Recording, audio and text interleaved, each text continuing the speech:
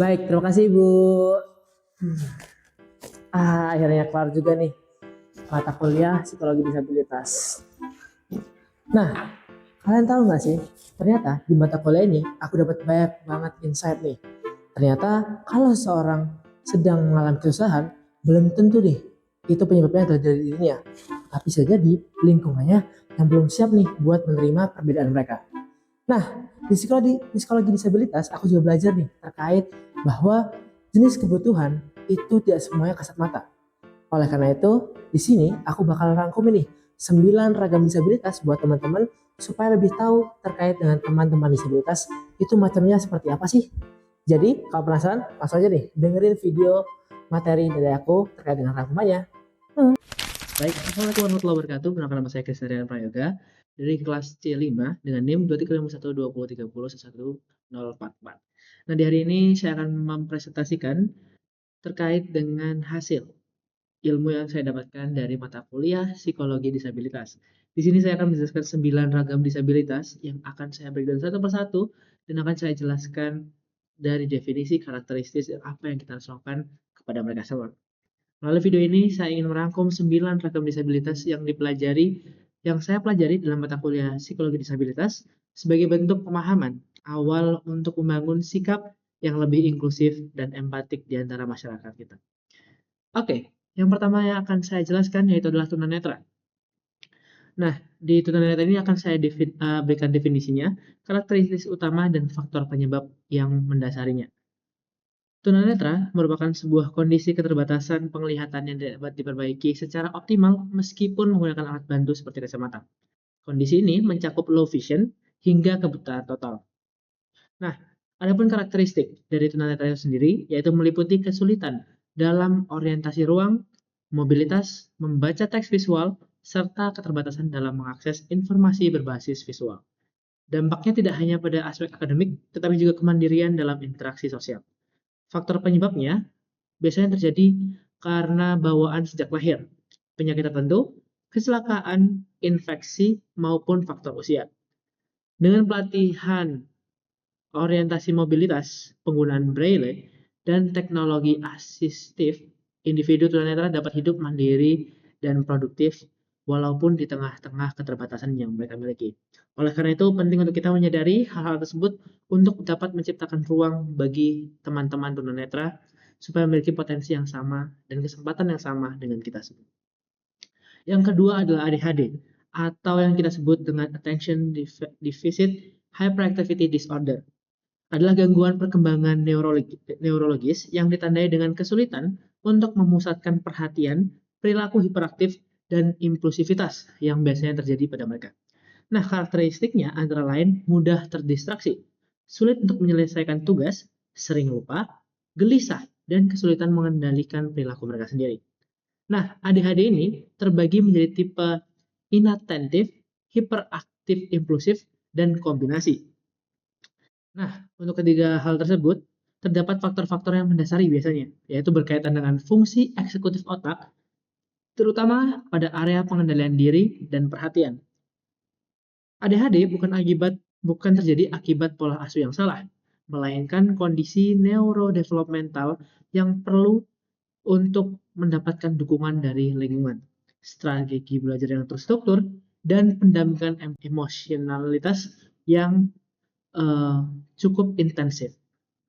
Dan yang ketiga adalah Autism Spectrum Disorder atau ASD. Nah, gangguan ini menyangkut perkembangan saraf yang muncul sejak masa kanak-kanak. ASD ditandai oleh hambatan dalam komunikasi dan interaksi sosial. Terjadi juga karena pola perilaku yang terbatas dan berulang. Nah, karakteristik ASD sendiri meliputi kesulitan untuk memahami isyarat sosial, kontak mata yang minim, penggunaan bahasa yang kaku atau berulang, serta ketergantungan pada rutinitas tertentu. Nah, faktor penyebab dari ASD sendiri yaitu melibatkan adanya kombinasi genetik dan lingkungan, serta ASD tidak dapat disembuhkan, tetapi dapat dikelola melalui terapi perilaku, terapi bicara, dan pelatihan keterampilan sosial sejak dini. Hal ini perlu dilakukan supaya nantinya teman-teman dari ASD dapat bersosialisasi dan dapat berinteraksi secara setara dengan masyarakat secara umum. seperti itu. Yang keempat adalah disabilitas intelektual.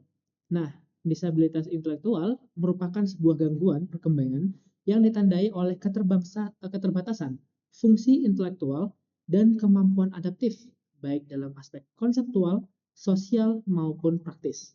Nah, karakteristiknya sendiri meliputi kesulitan belajar, berpikir abstrak, memecahkan masalah, serta keterbatasan dalam kemandirian sehari-hari. Tingkatannya terdiri dari ringan, sedang, berat, hingga sangat berat. Nah, faktor penyebabnya sendiri dapat berasal dari genetik, gangguan saat kehamilan, komplikasi kelahiran, penyakit, atau faktor lingkungan. Nah, intervensi yang bisa dilakukan adalah difokuskan pada keterampilan hidup atau pendidikan inklusif. Karena teman-teman dengan disabilitas intelektual pasti memiliki skill-skill lain yang masih bisa menunjang hidupnya. Dan yang kelima adalah learning disabilities. Learning disabilities merupakan gangguan neurodevelopmental yang memengaruhi kemampuan akademik secara spesifik seperti membaca, menulis, berhitung, dan meskipun kecerdasan umum individu berada dalam batas yang normal. Namun ada beberapa aspek-aspek yang terganggu secara neurodevelopmentalnya. Nah, karakteristiknya meliputi disleksia, disgrafia, diskalkulia yang menyebabkan kesenjangan antara potensi intelektual dan prestasi akademik yang akan dimiliki oleh teman-teman yang mengalami learning disability. Nah, faktor penyebabnya biasanya berkaitan dengan perbedaan cara kerja otak dan faktor genetik dengan intervensi dini. Dengan intervensi dini ini, sebagian besar individu dapat mengejar ketertinggalan dan mengembangkan keunggulan lain yang dimiliki oleh individu tersebut. Jadi, dengan menyadari kekurangan yang dimiliki, kita bisa berfokus kepada hal-hal yang dimiliki atau potensi-potensi dari individu yang mengalami learning disability itu sendiri. Nah, yang keenam ada tunadaksa. Nah, tunadaksa ini adalah kondisi keterbatasan fisik yang mempengaruhi fungsi gerak tubuh seperti otot, tulang, atau sendi. Nah, karakteristiknya meliputi keterbatasan mobilitas, penggunaan alat bantu, serta hambatan dalam aktivitas tertentu. Nah, namun dari segi kecerdasan tidak terlalu berpengaruh. Nah, faktor penyebabnya antara lain adalah kelainan dari bawaan. Kemudian adalah cerebral palsy, amputasi, penyakit kronis, atau kecelakaan yang menyebabkan keterbatasan fisik dari individunya. Nah, dukungan rehabilitasi dan lingkungan yang aksesibel sangat berperan nih untuk teman-teman dari tunadaksa ini dapat memiliki kesempatan yang sama untuk kita dalam berprestasi dan dalam berkehidupan sehari-hari. Nah, yang ketujuh adalah tunalaras. Tunalaras sendiri adalah gangguan pada aspek emosi dan perilaku yang menyimpang nih dari norma sosial dan mengganggu fungsi akademik maupun sosial. Karakteristiknya meliputi perilaku agresif, sulit mengendalikan emosi, menarik diri, atau melanggar aturan secara berulang. Nah, buat teman-teman yang merasa ada teman-teman individu-individu yang mungkin sering banget melakukan pelanggaran aturan secara berulang, nah bisa jadi itu adalah tunalaras. Nah, faktor penyebabnya melibatkan banyak sekali hal, yaitu faktor biologis, psikologis, dan lingkungan, seperti trauma, pola asuh, dan pengalaman sosial negatif yang akhirnya mempengaruhi pilihan dan bagaimana seorang individu merespon stimulus yang mereka dapatkan.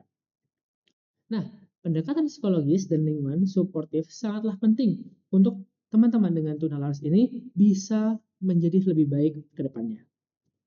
Nah, yang kedelapan adalah tunarungu. Tunarungu merupakan gangguan pendengaran yang menghambat proses komunikasi verbal.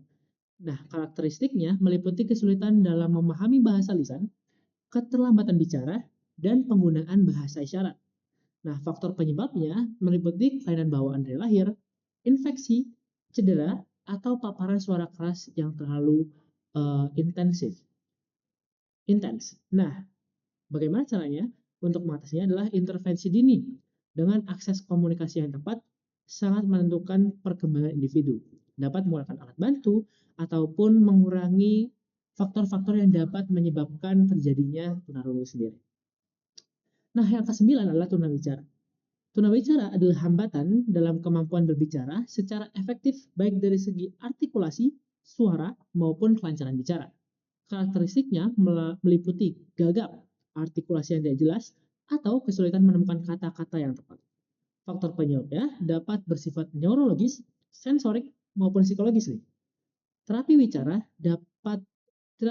merupakan salah satu bentuk intervensi yang dapat membantu teman-teman tunawicara untuk bisa mengatasi keterhambatan yang ia miliki.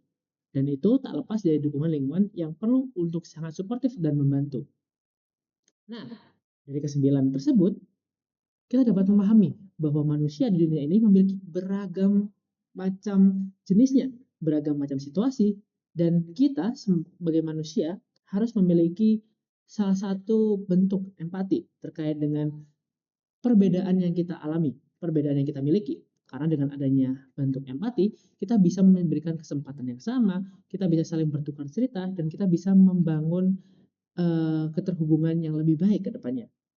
Nah, kesembilan ragam disabilitas ini menunjukkan bahwa setiap individu memiliki kebutuhan dan potensi yang sangat berbeda.